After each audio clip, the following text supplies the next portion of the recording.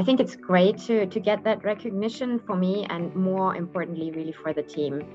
In my view, good IR is actually something that's happening a lot in the background. It's really more the company and the management that are in focus, in the spotlight. So this is also what I really like about the Academy Awards, that yes, they're given to actors and directors, but also to those running the camera, the audio, the costumes. There's a whole team behind. And this is why I think it's a great idea to have everybody having a place on the stage.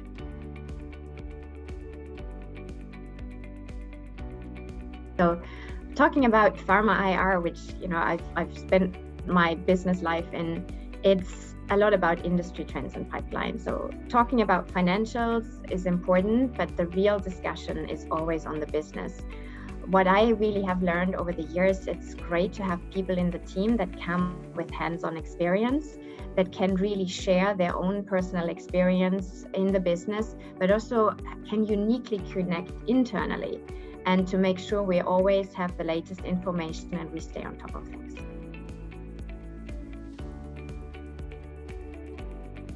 Now, it's a good question, and obviously not being one of the millennials, it's always first probably a bit frightening, right? But what I, for example, have learned is where it can make our life a lot easier in IR is when we analyze the figures each quarter. Obviously you want to anticipate what could be the questions from investors and sell-siders, what could be their concerns. So something that we used to do manually and spend a lot of time with, and now with artificial intelligence, there can be quite some output in a very short period of time.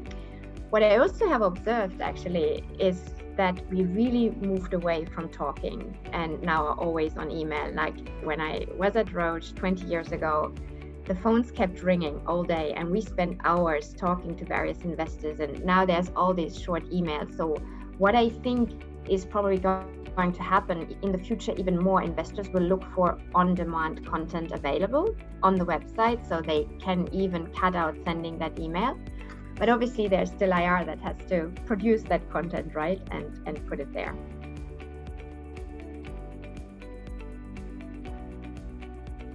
I think there are two sides to it. So one is really personally, I think it's great that the world is finally changing.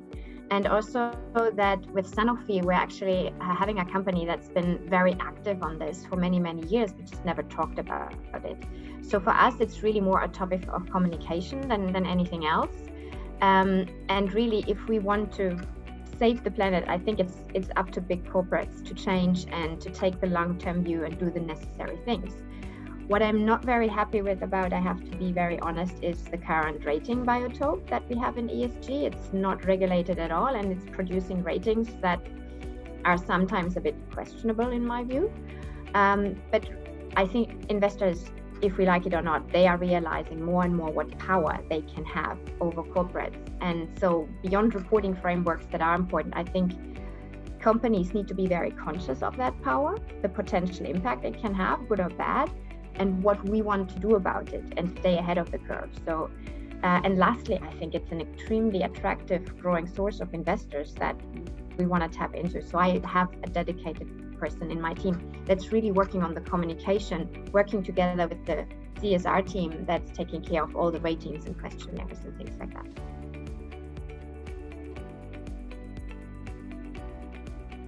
It's a very diverse role. It's if you have several strengths like finance and marketing and science. If you really want to stay on top of the strategy, what's probably going to happen with the company in the coming years, it's the place to be. You get to exchange with really knowledgeable people externally, and you also can have quite an influence internally on some strategic decisions. So that's really something that, I can only recommend.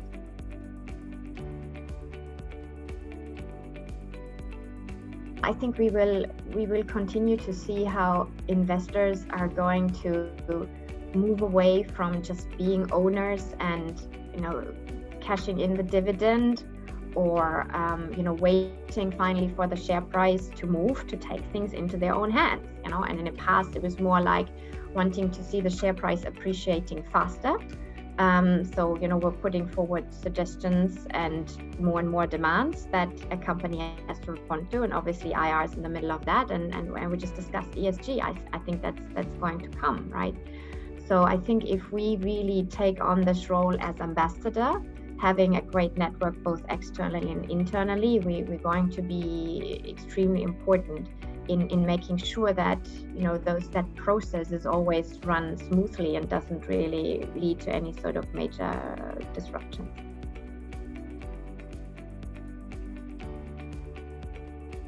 I think it would be an era in the future, because we know a lot about the past, but we don't know what's coming. So, and I'm a very curious person. It's risky, I know, I may not like it, but that would intrigue me the most.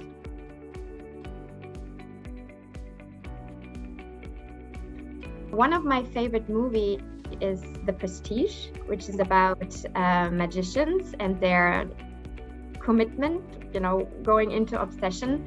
What I really liked is when Michael Caine explained how magic tricks are built, and they have 3 parts. There's the pledge and the turn, but what is most important of all is because making something disappear isn't enough. You have to bring it back. That's why every magic trick has a 3rd act. The hardest part, the part we call the prestige.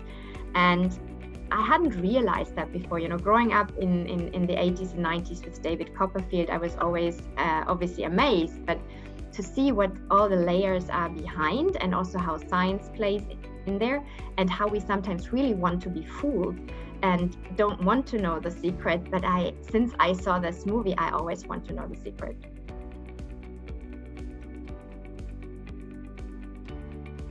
The most challenging thing I did in my professional career was joining an R&D organization.